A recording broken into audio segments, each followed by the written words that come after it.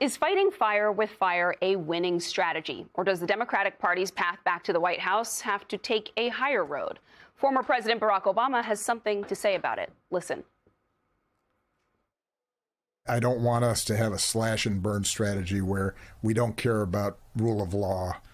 We don't care about some of the guardrails around our democracy. We start lying and having no regard for the truth the way the other side seems to be comfortable with right now. Because if that's how we fight, then we lose what we're fighting for. They're doing such crazy stuff that it shouldn't be hard for our side to coalesce around the areas where we agree on and focus on that. And I think that that is going to happen if we are effective in winning the midterms, if we then have a robust primary for who's going to be the next Democratic president.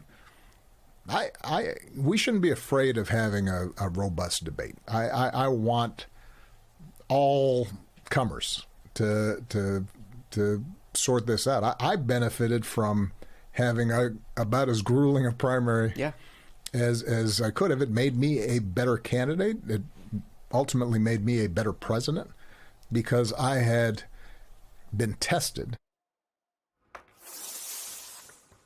So Charles Coleman and James Sample are still here with us. Charles, I want to start with you on this one, and I'm curious about what you think of some of what the former president is arguing there. Do you think that Democrats should be more unified in their messaging at this point simply because of how bad things have gotten for Trump at the moment? And then also the other piece I'm curious about is how you see the way he sort of positioned that question about fighting fire with fire.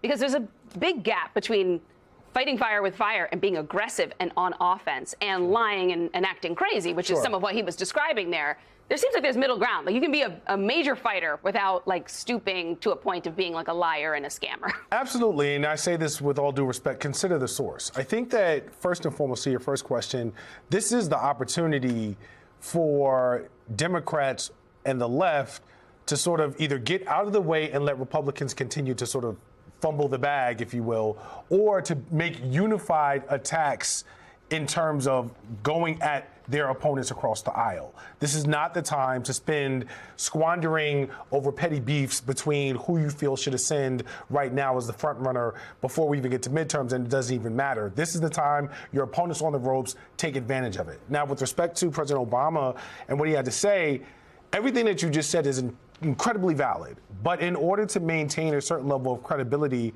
with the Democratic base, there are people who are going to want to say, or going to say that he has to stay in the most stately and respectful position. And that was relatively aggressive talk for him. I mean, I think we've heard him speak more aggressively at different points, but he's not going to go as far as some people would want him to, but that's okay because there need to be other people within the party and this apparatus who are prepared to push the envelope that allow him to stay in that space as a former president and be as dignified as he needs to be while still pushing the party. So in other words, there's going to be like some attack dogs. And there needs to be, and it shouldn't be him. I don't think it's only that. I think it is also that if you look at the way he campaigned successfully twice for president, he had a very different kind of message. It was not about we need to identify an enemy. It was not a populist message, right? It was doing things that help the material conditions of the working class, but it was not about like we need to scapegoat some sort of elite billionaire whatever enemy. And the left wing of the party today has a very different approach to all of that. Sure. Even when there is a layup there to criticize Donald Trump for doing something that is making material conditions of the working class worse, like tariffs, there's always a pivot to, like, the billionaires must be benefiting. And sometimes the billionaires are benefiting and sometimes they're not benefiting. But I feel like there is this hyper fixation on like needing to like double down on the populist message because that's what worked for Republicans.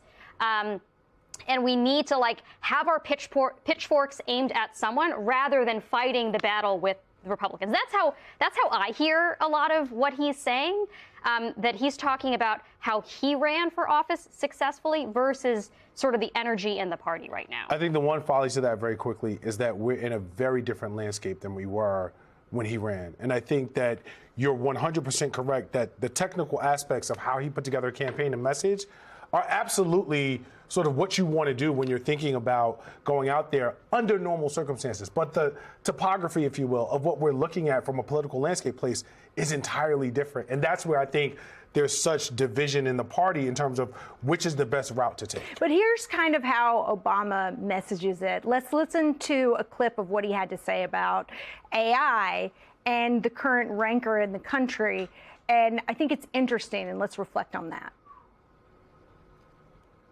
I think it's important to recognize that the majority of the American people find this behavior deeply troubling. It is true that it gets attention. It's true that it's a distraction. But,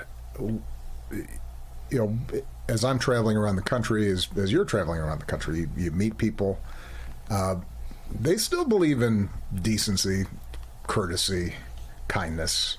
And there's this sort of clown show that's happening in social media and on television.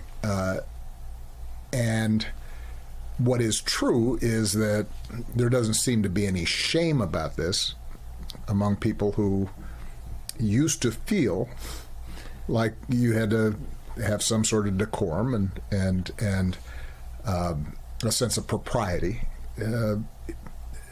And respect for the office, right? So that's been lost. That was in response to Trump's racist AI about him and his wife. And I would say is a premier example of going high when Trump has gone very, very low. But he brings the message back to our better selves. And I still think that can really resonate with Americans who really are sick of this climate of nastiness. Maybe. I'm probably a little bit more hesitant to go there, maybe in terms of the Charles and Catherine exchange. I mean, I think a topography, as you put it, where you're running against John McCain and Mitt Romney is a different topography than you're running against Donald Trump or whoever Donald Trump's successor ends up being. I think that makes it very, very difficult. And I think probably the compromise, and I'm not a political advisor, but I think the compromise position there, the third way, if you will, is where President Obama talks about regard for the truth. Because if there is one thing that I think Americans don't like, nobody, frankly, likes to be lied to.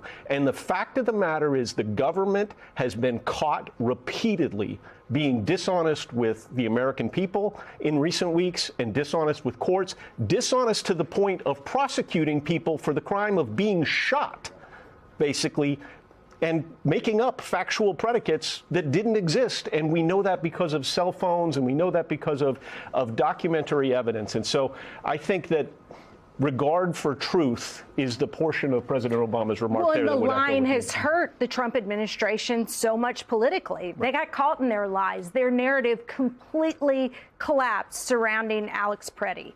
And so truth, really, at the end of the day, let's hope. And I also think that there is a way to be a positive person and talk about your hopeful vision for the future, the kinds of material changes you want to make to people's lives, while also actually still acknowledging and sometimes even channeling the anger that people do feel. Because I spent time out on the campaign trail in the lead up to the 2024 election. I still go out on the road a lot to talk to people. People are really, really angry. And I don't think they want to hear from people who are telling them that they always have to express that anger and channel that anger in some sort of perfect, like the kind of sort of decorum maybe people miss from the era where John McCain defended Obama against a racist commenter. That's not what I hear in what he's talking about. I think he's saying we need to deliver for people and not just like I'm not disagreeing lash out with for the sake of lashing out. They're nasty. We should be nasty. And we need to find our own scapegoats. That's how I hear what this debate is. Now, we can all sort of graft our own interpretations onto it, I guess. Okay, well, we could keep talking, but Charles Coleman Jr. and James Sample, thank you for being with us.